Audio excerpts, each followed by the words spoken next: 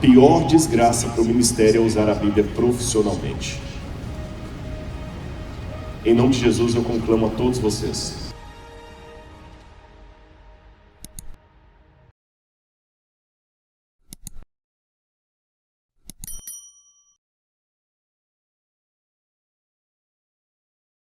Spoiler. Ok. Revitalização da igreja. Lições do passado para o cristianismo de hoje. Já que eu vou falar sobre o Apocalipse, as 7 igrejas, eu sei que vocês conhecem muito, de cor e salteado, a profecia apocalíptica, a interpretação adventista das 7 igrejas. São 7 períodos da igreja cristã, desde o Pentecostes, ali, o ministério de Jesus, até o fim dos tempos. Todo mundo já sabe disso. Mas existe um outro lado das igrejas que também merece ser considerado. Olha o que diz o comentário bíblico adventista, inclusive baseando-se em 2 passagens do livro Atos dos Apóstolos de Ellen White. É razoável concluir que o Senhor escolheu as 7 igrejas aqui nomeadas porque elas eram, tem um de português ali, porque elas eram um tipo de condição da igreja como um todo, tanto nos tempos apostólicos quanto durante a era cristã. Ou seja, o que eu quero propor nessa noite aqui não é preterismo. Nós sabemos que as igrejas significam 7 períodos da história do cristianismo até a volta do Senhor, porém elas tinham problemas reais, locais, que transparecem nas cartas, e esses problemas eram reais, históricos e tipos daquilo que a igreja iria passar ao longo dos anos. Então não estou aqui agora, nesse momento, focando a igreja de Éfeso representa o cristianismo apostólico, depois você tem as demais igrejas, até Laodiceia, último período. Eu quero pegar os problemas históricos que elas tinham no primeiro século, para ver o que nós podemos aprender disso. Pelo tempo que eu tenho aqui, não dá para trabalhar as 7 igrejas. Então eu escolhi trabalhar com os irmãos apenas a primeira, Éfeso, e a igreja de Laodiceia. Eu vou começar de trás para frente. E eu até coloquei uma mensagem ali: muitos romantizam o cristianismo primitivo. Às vezes nós pensamos que o cristianismo que bebeu da fonte apostólica não tinha problemas, não tinha apostasia, não tinha problemas. Raciocinem comigo. Abram a Bíblia, por favor, em Apocalipse. Apocalipse, capítulo 1. Apocalipse, capítulo 1, versículo 1 em diante. Revelação de Jesus Cristo, a qual Deus lhe deu, para mostrar aos seus servos as coisas que em breve devem acontecer, e ele, enviando o seu anjo, deu a conhecer a seu servo João, que atestou a palavra de Deus e o testemunho de Cristo quanto a tudo o que viu. Verso 4. João, às 7 igrejas que estão na província da Ásia. Depois, verso 9. Eu, João, irmão e companheiro de vocês na tribulação, no Senhor, na perseverança em Jesus, estava na ilha chamada Patmos, por causa da palavra de Deus e do testemunho de Jesus. Eu pergunto aos irmãos, João estava preso por causa do evangelho, estava tendo uma perseguição contra a igreja, correto? As igrejas pararam de funcionar? Elas recebiam cartas. Significa que elas não estavam como um todo oferecendo resistência suficiente a Domiciano para prender todo mundo. Só João foi preso. Que interessante. A perseguição atingiu ao apóstolo, mas não atingiu a maior parte dos irmãos. Significa que a vida deles em Éfeso, embora com um problema ou outro aqui em relação a Roma, continuava seguindo. Olha que interessante isso. Se a perseguição estava em massa, era para todos estarem presos como João, ou perseguidos como ele, ou escondidos. Não, eles estavam lá, em Laodiceia, Pérgamo, Tiatira, Sardes, vivendo as suas vidas ali. Laodiceia estava até num orgulho tremendo, enquanto a perseguição estava acontecendo. Então os irmãos veem que naquela época havia também já alguns problemas de pessoas que não percebiam os sinais dos tempos do que estava acontecendo com a igreja.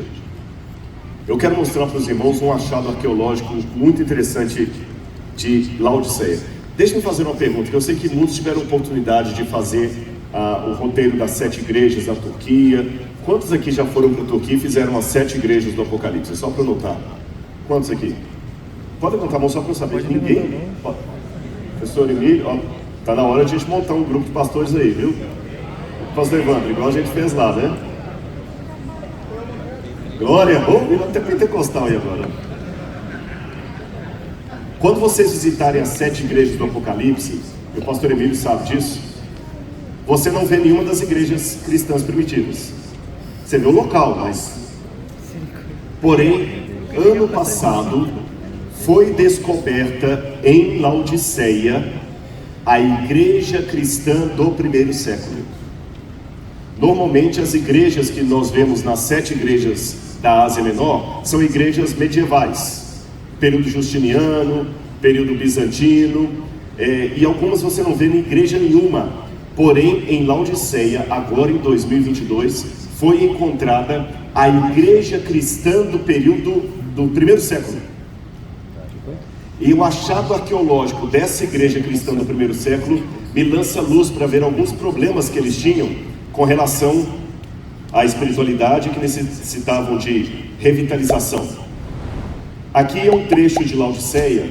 Para quem já foi lá, você tem uma igreja medieval, do período bizantino, que muitos pensavam que a igreja cristã estaria debaixo dela, mas não estava.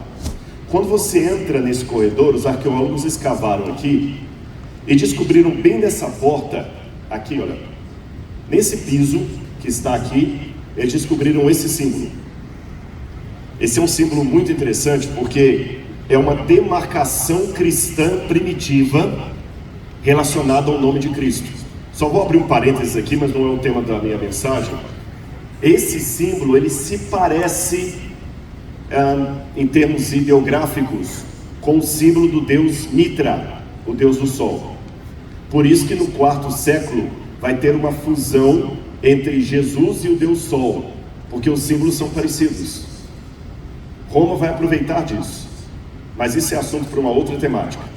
Voltando, por que os cristãos demarcaram na porta daquela casa o símbolo de Cristo? Eu vou mostrar para vocês qual o significado desse símbolo. Próximo slide, pronto. Aqui você tem a palavra írtus em grego. Írtus significa peixe. Peixe, você sabe que o peixe era o símbolo do cristianismo. Então eles pegavam cada letra do nome írtus, peixe em grego, e formavam a expressão Jesus, que significa Jesus, Christos, Jesus Cristo, Deu, de Deus, Huios, Filho, Soter, Salvador.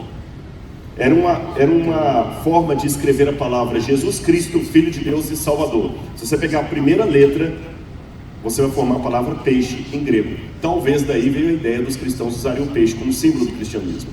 Agora, se você pegar cada uma daquelas letras em grego, você vai ver que elas fazem parte daquele desenho. O iota, coloquei de vermelho aqui, estão vendo? Se você pegar o ri, aqui o x. Se você pegar o teta, tá direitinho, teta. Se você pegar o y, você tem aqui. Se você pegar o soter, você tem aqui justamente a letra colocada. Se você juntar todas essas letras, você forma uma roda com uma espécie de asterisco no meio. Assim que surgiu esse símbolo cristão. Quando os arqueólogos encontraram na porta daquela casa esse símbolo, falou, aqui no passado foi algum lugar cristão. E o mais interessante é que essa casa era uma casa de uma pessoa muito rica, mas muito rica. Essas colunas que vocês estão vendo aqui é chamada de perístilo. Era uma casa que você entrava e ela tinha um pátio interno com um jardim. Imagina um pátio assim, e vários cômodos. E algumas pessoas muito ricas, às vezes até alugavam esses cômodos para ganhar mais dinheiro ainda. E no cômodo que está justamente à direita de quem entra, aqui desse lado aqui, olha, nesse cômodo aqui, que era onde no passado seria a sala de jantar, aqui é o perístilo que eu falei com vocês, e atrás dessa parede, você tem... Pode passar, por favor, que eu acho que aqui não está funcionando não. Vamos ver aqui se eu estou... Obrigado. Essa construção que era no passado a sala de jantar da casa e que foi transformada numa igreja. Eu não vou entrar em detalhes com vocês por causa do tempo, mas nós sabemos que as primeiras comunidades cristãs funcionavam em casas dos membros da igreja. Alguém prestava. Lembra? Paulo fala assim: os irmãos que estão na casa de fulano mandam um abraço, a igreja que se reúne na casa de Beltrano. Depois que essas pessoas morriam, essas casas, quando a comunidade crescia, eles transformavam justamente a sala de jantar num formato onde você tem um ápice, que é uma meia-lua ali no meio, e um corredorzão comprido aqui, e ali os cristãos se reuniam. Uma curiosidade, sabe por que a sala de jantar que era transformada em igreja? Porque aí ia fazer a comunhão. Era o partir do pão. Era o estudo da palavra e o partir do pão. São essas igrejas que depois vão ser conhecidas como Domus Ecclesia, ou igrejas domésticas, igrejas do lar. E aí quando vem Constantino para fazer toda aquela paganização do cristianismo, os cristãos ganham muitos benefícios, e essas igrejas são transformadas agora em basílicas, catedrais e igrejas no sentido moderno da arquitetura. Os irmãos entenderam? Então aqui em Laodiceia, nesse lugar, foi onde os cristãos da época de João se reuniram. Agora, abram comigo a Bíblia, por favor, na Epístola de Paulo aos Colossenses. Epístola de Paulo aos Colossenses, capítulo 4. Eu vou ler do verso 13 em diante. Colossenses 4, verso 13 em diante. E posso testemunhar a respeito de Epáfras, de que muito se empenha por vocês, pelos de Laodiceia e de Hierápolis. É interessante que quando você está aqui nessa... Está vendo que é o pessoal lá no fundo com guarda-chuva? Se você olhar naquela direção, você vê Hierápolis, que é Pamukkale hoje. Você vê Hierápolis, dá para ver. Lucas, o médico amado, também Demas, mandam saudações. Saúdem os irmãos de Laodiceia, bem como Ninfa e a igreja que se reúne na casa dela. Arqueologicamente falando, nós temos uma altíssima possibilidade dessa casa ter sido a casa de Ninfa, onde os irmãos se reuniam.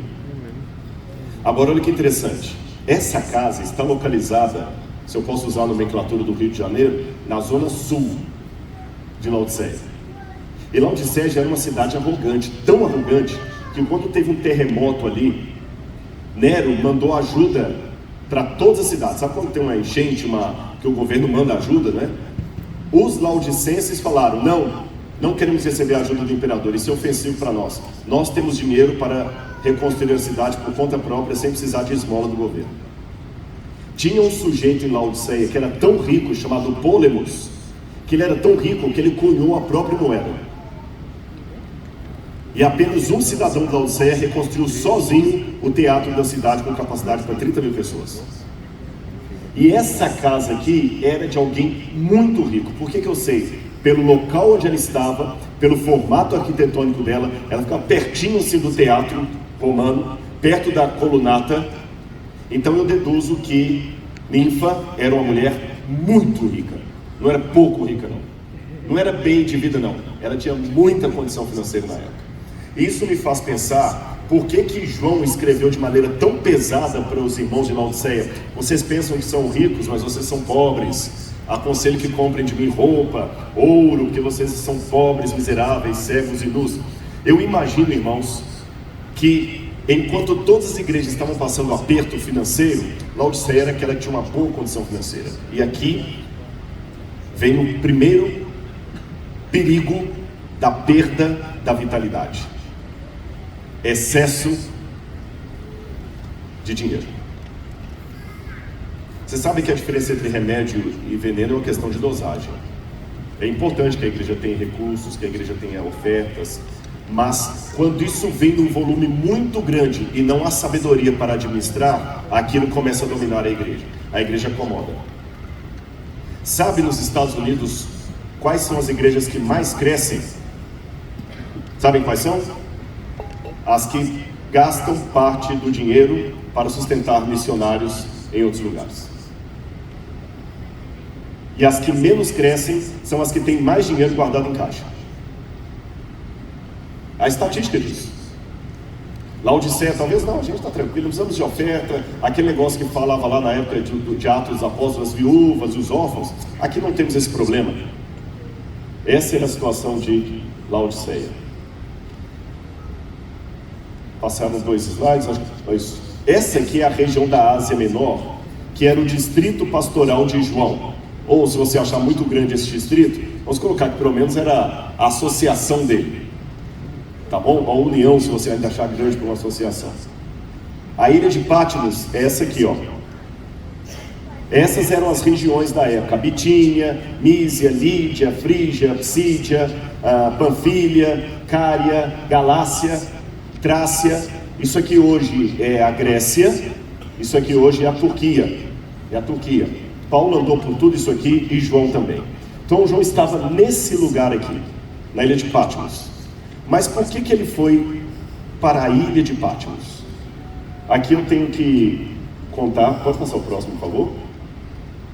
E mais um. Quero dar um dado para os irmãos interessante. Inclusive eu estou com a fonte ali. Tem 2 estudos muito sérios, um de Rodney Stark, outro de Keith Hopkins, sobre quantos cristãos havia na época. Ao que parece, nem todos os batizados no Pentecostes se filiaram ao cristianismo. Então, olha, a série de conferências que batiza mais do que fica na igreja não é uma coisa tão nova. Porque lá no Atos foram milhares que batizaram nos dias. Mas isso aqui, gente, não é estudo de chutologia, não. Foi coisa séria. Inclusive, um é professor de Cambridge, o outro é professor da Johns Hopkins, da área de teologia. Esse é de baixo, o Rodney Stark, é de Cambridge. Ao que parece, a igreja crescia 40% em cada década até o 4º século. No 4º século houve uma explosão de cristianismo, mas sem qualidade. O período que a igreja mais cresceu foi depois de Constantino. Mas foi quando ela mais apostatou, que era um crescimento sem qualidade doutrinária. Nos anos 40, a igreja cristã contava com aproximadamente 1.000 membros. Nos anos 60, 2.500 membros. Por volta do ano 100, quando acontecem essas cartas, havia cerca de 7.000, alguns colocam 7.500 cristãos, cerca de 0,01% da população do Império Romano, que era de 6 milhões. Eu sei que esses números parecem assim, isso é chute, Rodrigo. Como é que o pessoal vai saber quantos cristãos havia? Eu não vou dar argumentação, mas o estudo é muito sério. Volta um, por favor. Isso. E quais não, pode passar aquele que estava Paulo e isso. Quando eu comparo o ministério de Paulo, que estava pregando ali nos anos 60, e o de João nos anos 90, a gente percebe algumas semelhanças e algumas diferenças. Paulo falava prioritariamente para igrejas em formação. João já falava para igrejas maduras, formadas, que precisavam de revitalização. E havia preocupações distintas. Vamos ver agora quais eram as preocupações da época de João em relação à revitalização. Aquela lista que eu apresentei, por favor. Acho que era isso. Primeiro problema, a demora da parousia. Havia, até os pais da igreja contam isso, uma ideia de que quando o último apóstolo que viu Jesus morresse, ele tinha que voltar. Porque ele prometeu para João que João ficaria até a volta dele. Lembra que no próprio Evangelho de João, ele fala isso? Que quando Pedro perguntou, Senhor, e quanto a esse, se eu quero que ele fique até que ele permaneça até que eu venha, que te importa? Na igreja cristã primitiva, muitos pensavam que Jesus estava perto de voltar porque João estava idoso. Sabe aquela visão de Ellen White que está no livro Eventos Finais, que ela falou, muitos dos que aqui estão virarão comida para verme, outros enfrentarão as pragas, e que muitos pensavam que era já uma datação para a volta de Jesus. E até dizia o pastor Arthur White que havia um bebezinho ali naquela ocasião e já tinha morrido todo mundo, e alguém lembrou, não, mas a senhora White falou, e aquele bebezinho agora está com 70 anos, então Jesus está perto de voltar. A mesma coisa acontecia na igreja cristã primitiva. Eles entenderam errado o que Jesus havia dito, E muitos pensavam que Jesus estava perto de voltar. Por quê? Porque João estava idoso e Jesus prometeu que João ficaria até que ele viesse. E ele não estava vindo. Segundo problema, a comunicação da igreja, que ainda era muito precária, era feita através de cartas, pregadores itinerantes. Terceiro, grupos concorrentes, batistas. Tem um livro, não concordo com 100% dele, mas tem um levantamento interessante de Raymond Brown, A Comunidade do Discípulo Amado, onde ele faz um traço em que discípulos de João Batista, quando foram perseguidos, se juntaram com cristãos, especialmente na Bitínia, em Pela e também em Éfeso. E esses discípulos de João Batista vieram para dentro da igreja.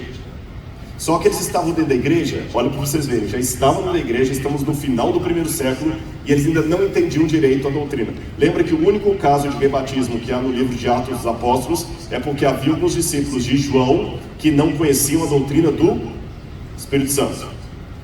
Esses discípulos ainda continuavam até aquela época.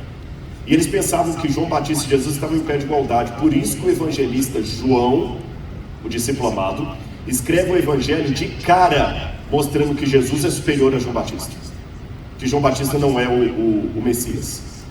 Você tinha também problema de judeus helenistas, judeus da Galileia, parentes de Jesus da Judéia, de Nazaré. Nós temos até a ideia de um homem chamado Conon, que era parente de Jesus, primo distante, e achava que Nazaré que deveria ser o centro do cristianismo, e não Antioquia.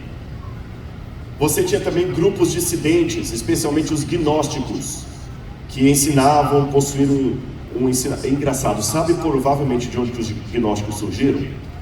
Lembram daquela profecia de Jesus em Mateus capítulo 24? Que ele falou, quando vocês ouvirem Jerusalém cercada de exércitos, fujam para onde? Para os montes. E Ellen White fala no livro do Grande Conflito que muitos cristãos fugiram para Pela. Olha que interessante, muitos que fugiram para Pela, falaram assim, fugimos para cá porque nós tínhamos um conhecimento secreto do Senhor. E eles começaram agora a buscar conhecimento secreto, misturar misticismo com cristianismo, criaram grupos gnósticos que negavam a encarnação de Jesus, e são contra esses que João vai combater no final do primeiro século. Você tinha ameaças externas também. A Roma considerava o cristianismo uma religião ilícita. Tinha o problema do culto ao imperador, que eu vou explicar daqui a pouquinho. Judeus que também denunciavam os cristãos para Roma. Houve uma ruptura da igreja e da sinagoga. E havia vários boatos contra a igreja. Atenágoras, Taciano, Justino e Clemente, eles contam os boatos, os rumores que havia contra os cristãos na época. Olha do que os cristãos eram acusados nas ruas de Roma: canibalismo. Porque eles, na Santa Ceia, comiam a carne e o sangue de Jesus. Eram acusados também de incesto, porque como eles se referiam uns aos outros como irmãos e irmãs, acreditavam que eram irmãos que estavam se casando. Eles também sofriam a acusação de ateísmo, porque negavam os deuses do panteão romano, subversão política, e também que eles eram contra a ordem pública. Pode passar o próximo, por favor. Mais um. Agora vamos terminar com Éfeso, e depois disso eu vou dar um apanhado geral para os nossos dias. Por que João foi para a ilha de Patmos?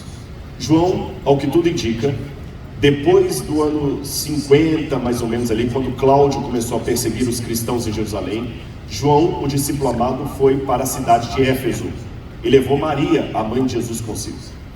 E nós não temos todas as informações desse período aí de 20 anos da igreja, do ano 60 até o ano 90, mas tudo indica que João continuou morando na cidade de Éfeso, pastoreando igrejas que tinham sido fundadas pelo apóstolo Paulo.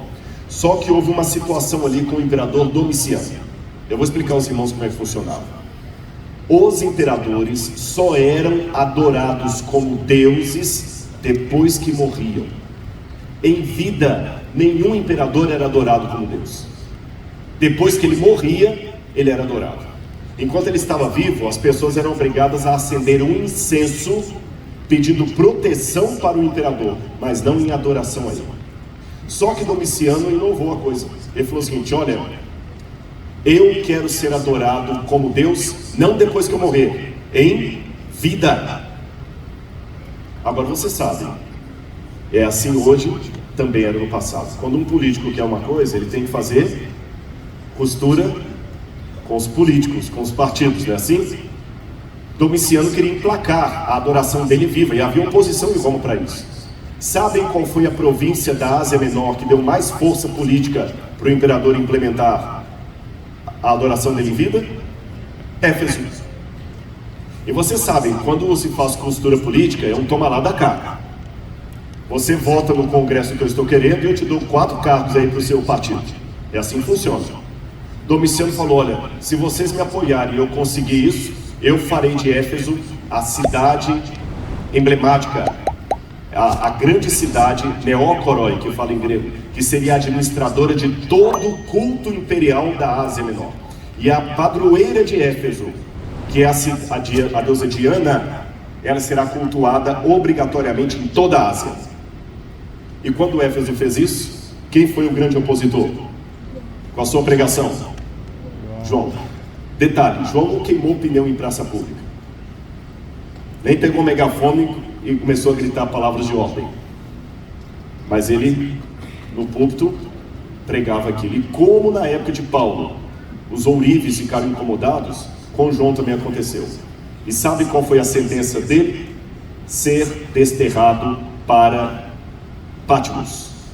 Ele foi como um prisioneiro político. Patmos não tem quebrar pedra, bola de chumbo no pé. Era um prisioneiro político, por isso que ele podia escrever.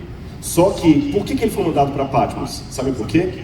Patmos era a matriz do culto a Artemis ou Diana.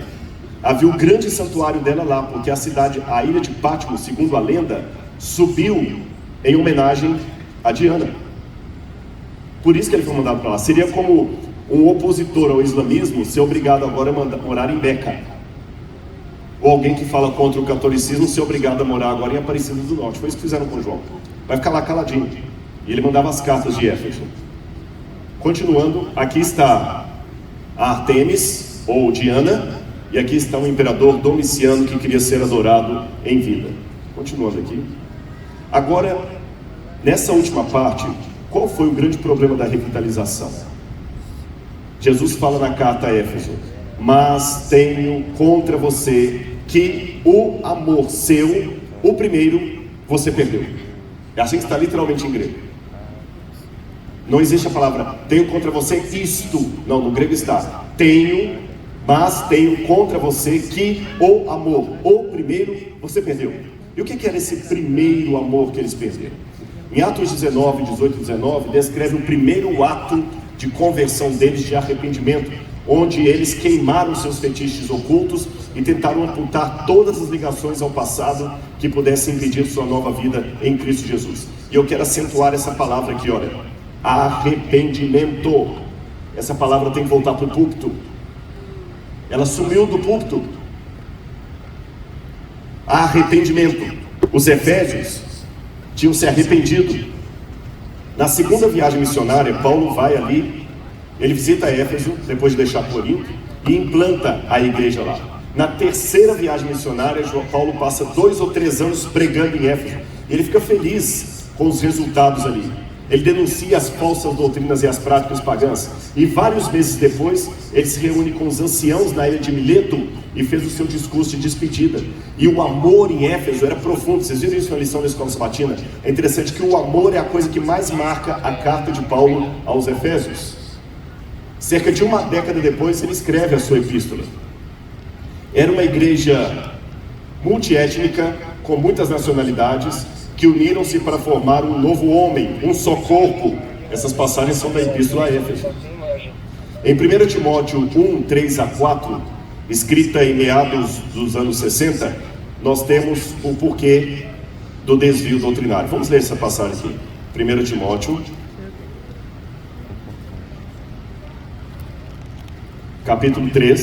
capítulo 1, versículo 3 e 4. Olha o que diz aqui. Quando eu estava em viagem rumo à Macedônia, pedi a você, Timóteo, que ainda permanecesse em Éfeso para admoestar certas pessoas, a fim de que não ensinem outra doutrina, nem se ocupem com fábulas e genealogias sem fim. Essas coisas mais promovem discussões do que o serviço de Deus na fé. Pessoas que estavam promovendo mais assim, o lado obscuro, que não tem luz sobre aquilo. No tempo de João, a igreja aparentemente havia passado por uma divisão. Surgiram falsos profetas, já falei com vocês, e isso aqui é muito sério. Eles queriam um cristianismo mais aceitável para a cultura pagã. Em poucos minutos eu vou resumir para vocês qual que era o problema do cristianismo para a cultura pagã. O que dominava as pessoas era o platonismo, a doutrina de Platão. A doutrina de Platão dizia que a alma, quando sai do corpo, ela vai para o mundo das ideias. Ou então, se você pegar Pitágoras, ela sai de um corpo e entra no outro. O cristianismo dizia que Cristo morreu e ressuscitou, e o seu espírito voltou para o seu corpo. Isso não fazia sentido, porque o corpo é mau, o corpo é ruim, o corpo não presta. Se um espírito se liberta do corpo para voltar para ele, é algo tão sem sentido como você ser liberto da cadeia pelo juiz e depois falar assim, voluntariamente, eu quero voltar para lá.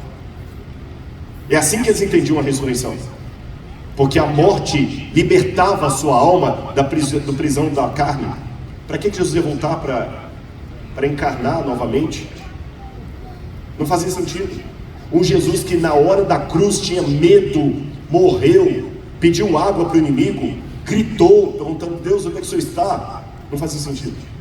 O cristianismo não estava na moda. E muitos queriam, de alguma maneira, eles não queriam, é isso que é interessante, eles não queriam perder os valores cristãos, mas não queriam perder a relevância da moda. Então vamos juntar as duas coisas.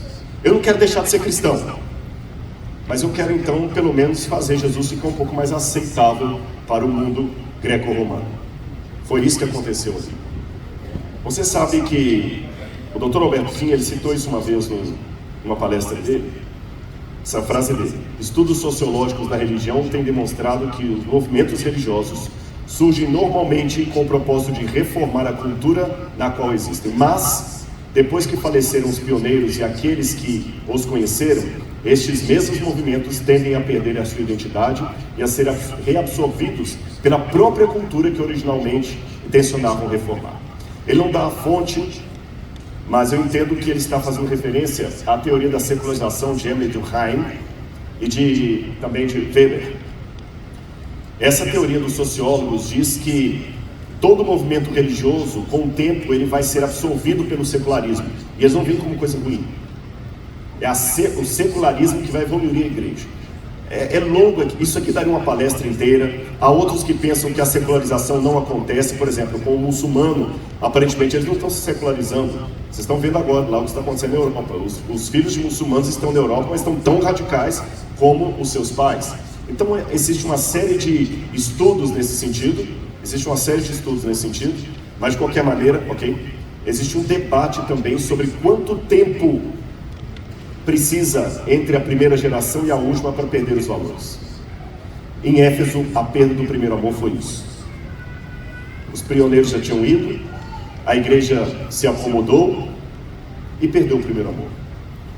Em meio à permanência de tantas virtudes, que Jesus elogia a igreja de Éfeso em muitos pontos, olha, mesmo a igreja com tantas virtudes não estava isenta de risco. Você é ótima, Éfeso, você foi fiel, mas você perdeu o primeiro amor. Talvez o fervor em face à iminência da parousia foi desequilibrado em face à pessoa, o quem da parousia. Vou gastar 2 minutos para terminar aqui. Talvez essa é a primeira dica para a revitalização da igreja. Somos adventistas do 7º dia.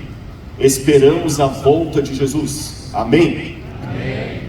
Só que o quando não pode ser maior que o quem. Há um desequilíbrio teológico quando nós reforçamos demais o quando e esquecemos do quem. Aí ficamos toda hora que o Papa dá um rito, o decreto dominical é agora. É agora. E nós ficamos demais, só numa expectativa E quando não acontece, não é cair também no outro extremo de ficar abraçado no quem místico, esquecendo da promessa da segunda vinda. Vocês entenderam? Mas o quando não pode ser maior do que o quem. Quem está vindo? Essa é uma advertência para os adventistas. Eu não vou ler o texto de Éfeso por causa do tempo. Sugestões para restaurar o primeiro amor. Não é receita de bolo, são sugestões a partir do que Laodiceia e Éfeso viveram. Primeiro, equacionar a doutrina e relacionamento com Cristo para dirimir sensacionalismo e liberalismo. O que eu quero dizer com isso? Irmãos, é muito importante crer nas 28 crenças fundamentais, mas amar o dono das 28 crenças fundamentais. Porque se eu ficar pregando só o amor de Jesus, mas não empregar a teologia de Jesus, até essa questão da mensagem ser cristocêntrica, ela é perigosa, se você não explicar bem. Sabe por quê? Pergunto para vocês, o kardecismo é cristocêntrico ou não é? Tem medo de responder não? É ou não é? É ou não é? O Evangelho segundo o Espiritismo é Jesus da capa outra. Tem muitas igrejas aí hoje que são cristocêntricas ao extremo. É Jesus. Jesus, que vai fazer? Jesus. O cristocêntrico, sem uma cristologia ortodoxa, eu coloco qualquer Jesus no centro. É importante ter a ortodoxia para saber que Jesus eu coloco no centro. Mas o relacionamento é importante. Número 2, nunca deixe de falar de arrependimento.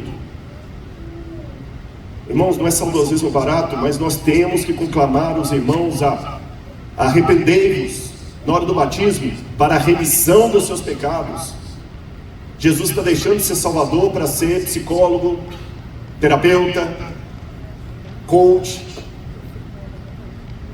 Nada contra essas profissões, mas quando Jesus começa a ter esses emblemas e deixa de ser o Salvador, e Salvador só salva se você tem pecado, você precisa de arrependimento. É importante as questões emocionais, eu não estou negando isso, mas é importante enfatizar que Jesus veio libertar do meu pecado. Até nas músicas, eu estava notando em muitas músicas hoje, não é nenhum chauvinismo barato detonando com música não, mas pega muitos hinos do passado, falam muito mais de arrependimento. Hoje a palavra arrependimento está fugindo de muitas músicas. Jesus veio me libertar do meu pecado. Hoje ele veio me libertar da minha dor, da minha angústia, da minha depressão, do meu problema com meu pai. Tudo bem, mas a raiz de todos os problemas é o pecado, seu ou de Adão. Não deixe que a adaptação ao Evangelho o faça perder a sua vitalidade. Eu tenho que comunicar o Evangelho e adaptá-lo, mas nunca deixar de ser quem eu sou. Eu vou a muito podcast, muito lugar por aí, eu boto uma calça jeans, converso a linguagem deles.